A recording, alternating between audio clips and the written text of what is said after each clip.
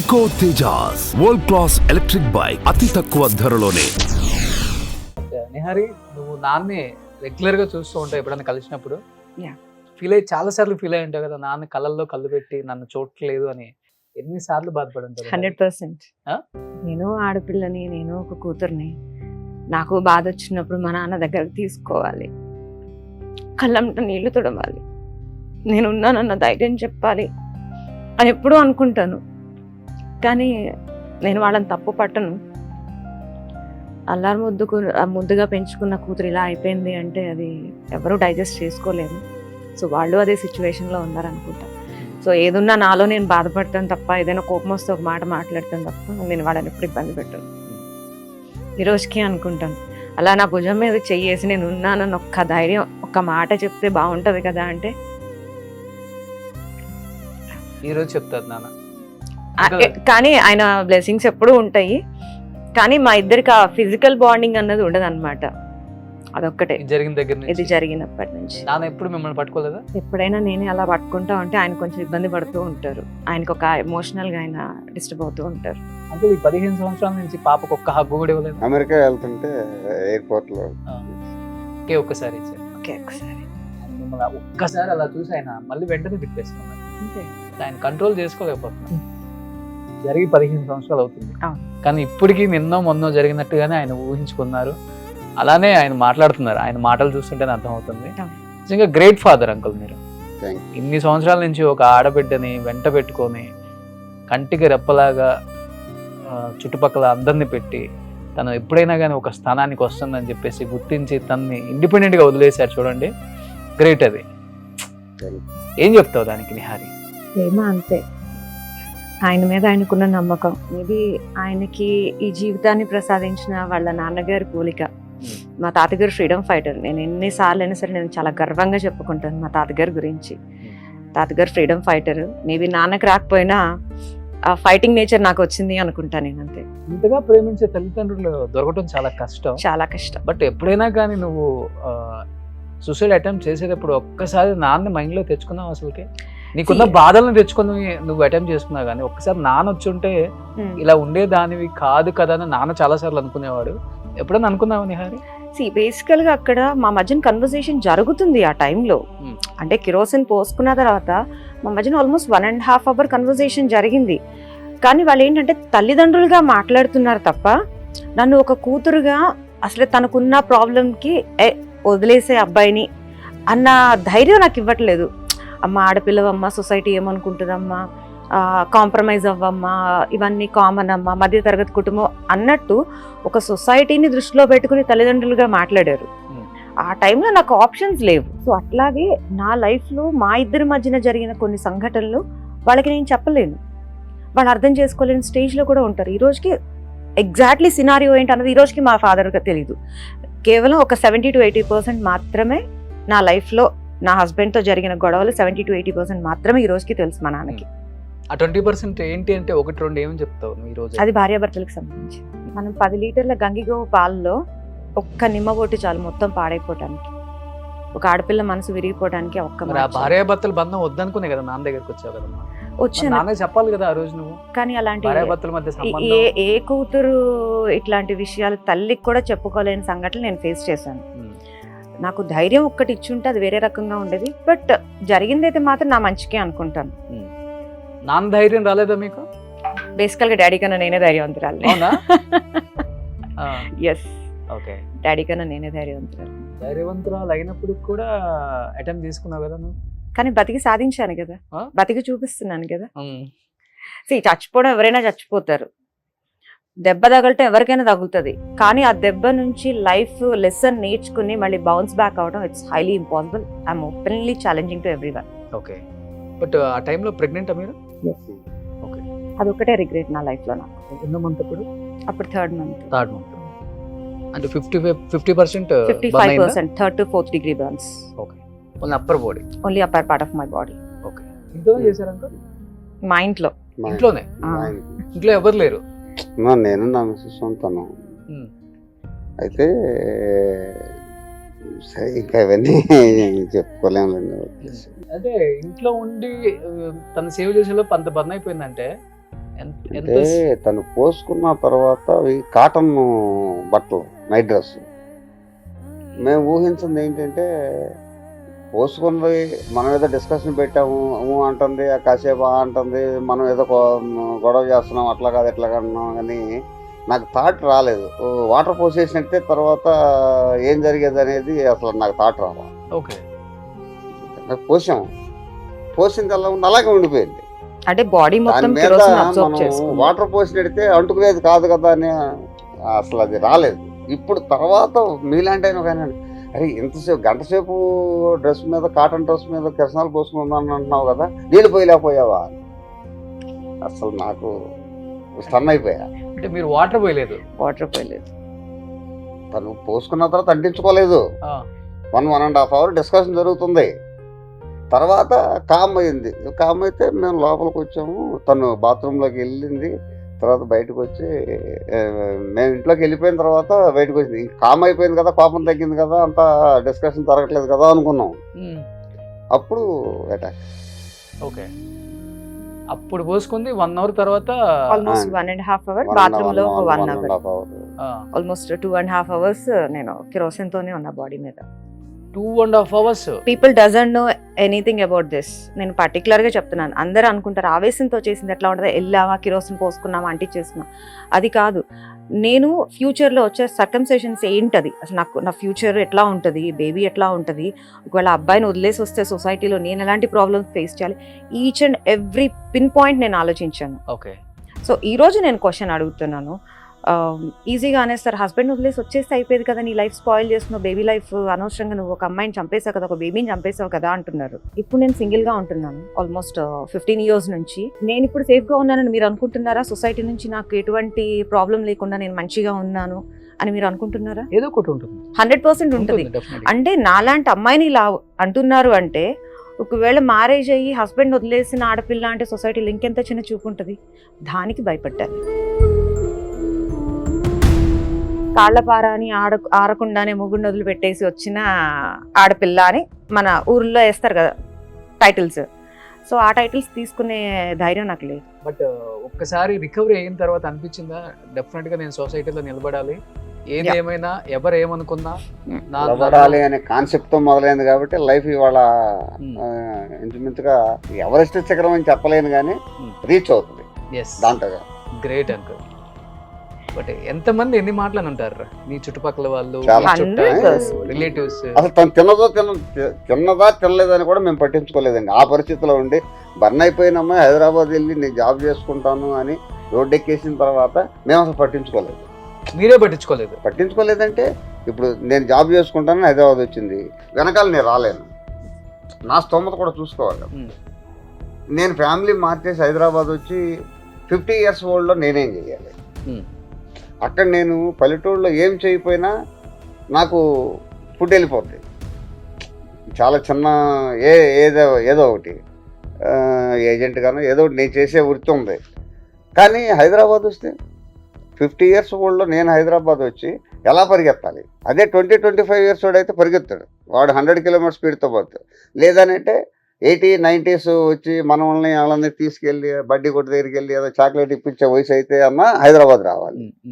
ఇది మిడిల్ ఏజ్లో నేను హైదరాబాద్ వచ్చి తనకు సపోర్ట్గా ఎలా ఉండగలను ఫ్యామిలీ?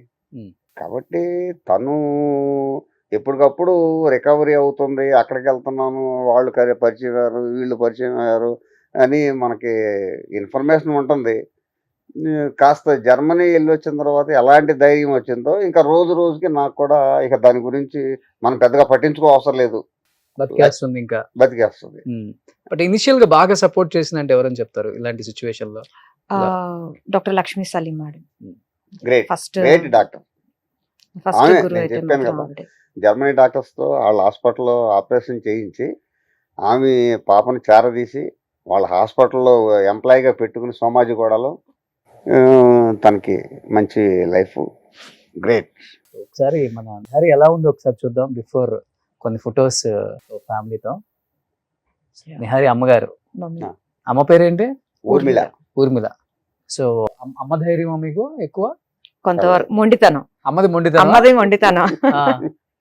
తమ్ముడు తమ్ముడు ఏం చేస్తున్నారు ఇప్పుడు? బీటెక్ సెకండ్ ఇయర్ చదువుతున్నాడు. ఓకే. సో తమ్ముడు చాలా చిన్నోడు చాలా ఈ చిన్నోడు. జరిగినప్పుడు, ఎస్ ఆ? కానీ ఆ ప్రేమ ఎక్కువ ఉంటుంది అక్క మీద. ఎంత చాలా సపోర్ట్ చేసేవాడు మీకు అప్పుడు?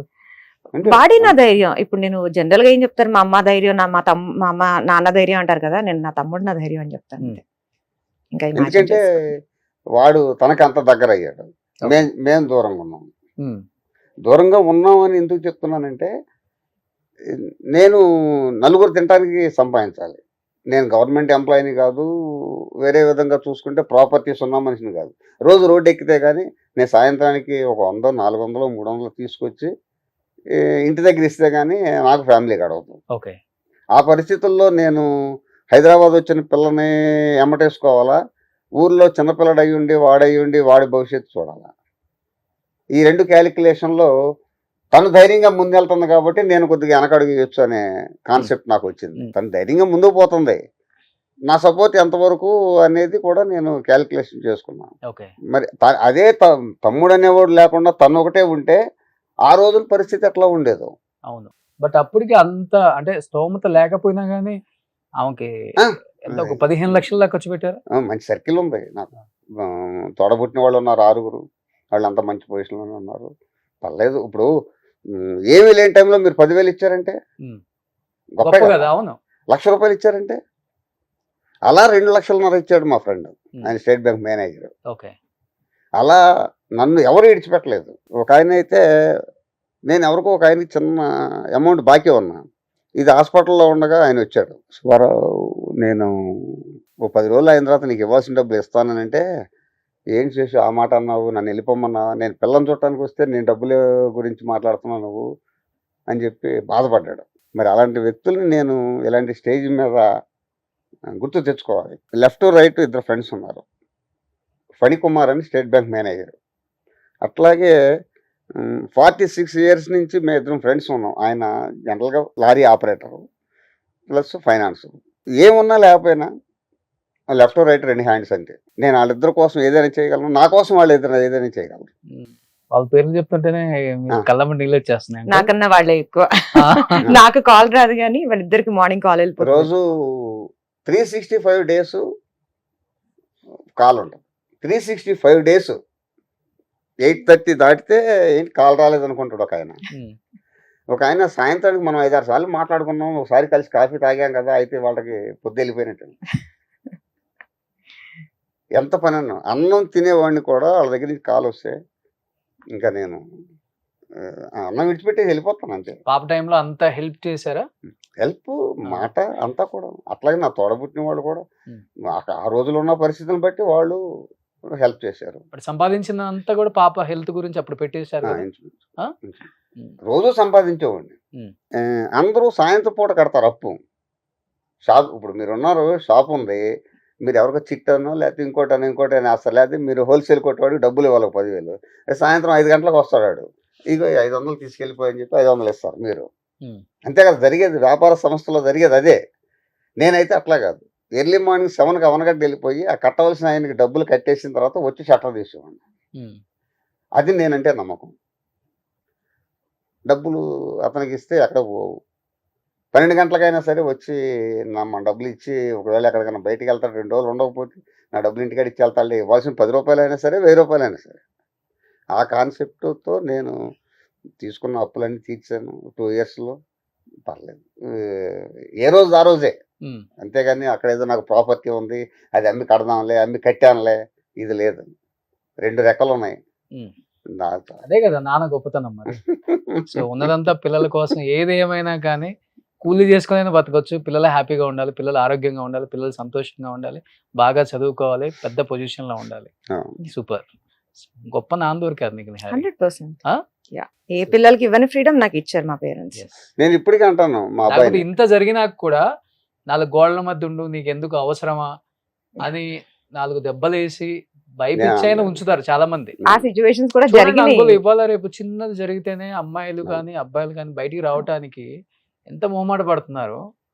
అలాంటిది మీరే ఎన్నో చూసుంటారు జరిగిన తర్వాత. చాలా చాలా చాలా పెద్ద మాస్క్ వేసేసుకొని గుడ్డలు కప్పేసుకొని చూపించకుండా. కానీ ఆల్మోస్ట్ 2021 వరకు కూడా డాడీతో బయటకు వెళ్తే నేను స్కార్ఫ్ కట్టుకుని వెళ్తా. వితౌట్ స్కార్ఫ్ నన్ను ఎప్పుడు తీసుకెళ్లేవాళ్ళు కాదు. Even ఇంటి దగ్గర ఊర్లో. ముందు కండిషన్ అవన్నీ కట్టుకుంటేనే ఆల్మోస్ట్ 2021-22 వరకు. మంచిగా చెడుక అనేది కాదు, నేను మెంటల్ గా ఫీల్ అయిపోతాను. వాడెవడో ఏదో అంటాడు, లేకపోతే ఏంటి ఈ అమ్మాయి ఎలా ఉందని ఊరికే నసలేలా చిట్టేస్తగానే మనం ఆ ఫీలింగ్ లోకి వెళ్ళిపోతాం. ఓకే.